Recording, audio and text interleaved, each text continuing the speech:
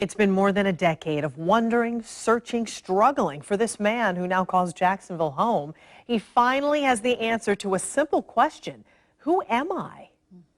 Well, we first brought you Benjaman Kyle's story, the man with no name, more than 4 years ago, but his struggle stretches back 11 years to the end of August 2004. That's the day someone found the man beaten, sunburned, and left for dead near a dumpster outside a Savannah area Burger King restaurant.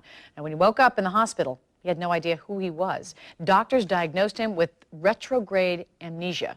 Kent Justice has followed the story over the years and has the first interview you'll see with Benjaman since he learned his true identity.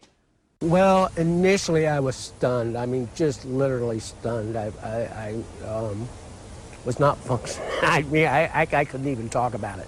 Benjaman Kyle tells me he finally knows his real name. As he put it, he's not ready to let that name loose yet for his family's privacy. But his shock has turned into some relief and a release of pent-up feelings. I never really talked about the bad times, and there were some bad times in which, you know, geez. And, you know, I never talked to people about it because I never thought that, you know, I had the right to impose my problems on them. Sorry. And, I don't know. You know, 10 years ago, if I'd have known that I had to go through this past 10 years, I would have just made up a Social Security number in the hospital. Over the past 11 years, he has wondered, he's asked for help, he's appeared on local and national television shows looking for clues with no success. Then a breakthrough that let him know for sure who his family is and where he comes from.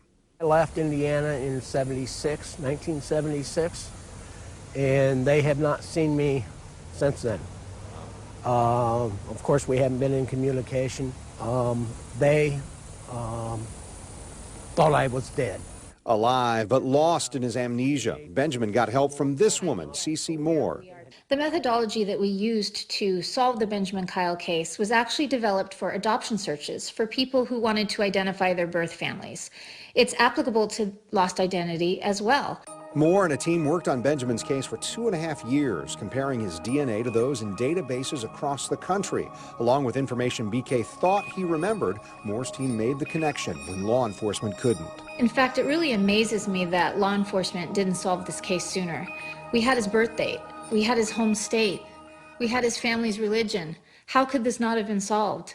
It took all this time, and thanks to genetic genealogy and DNA detective work, he finally has what should have been his for years. Without verifiable identity, without his Social Security number, businesses wouldn't employ him and shelters wouldn't house him. News4Jax helped him connect with a state representative to get Benjaman this Florida legacy ID. We brought the issue to U.S. Senator Bill Nelson, who sympathized but couldn't change the laws surrounding legal identification. This is the catch-22 that he's in, and there's obviously got to be a solution. You can't leave this fellow without an identity. This man, Josh Schrut, saw our story in 2011 and gave BK a job and a place to live, while many others helped however they could. I don't know that there's any way I'll ever be able to repay him. I would like to, but you know. What's next for Benjaman? He's not sure entirely, but he has more options than he did without knowing his real name. Is up in the air yet. I'm thinking right now that I'm going to stay in Jacksonville. I mean, I know so many people. My support system is here. Benjaman Kyle says he has not seen his surviving brothers face to face yet, but he looks forward to doing that soon.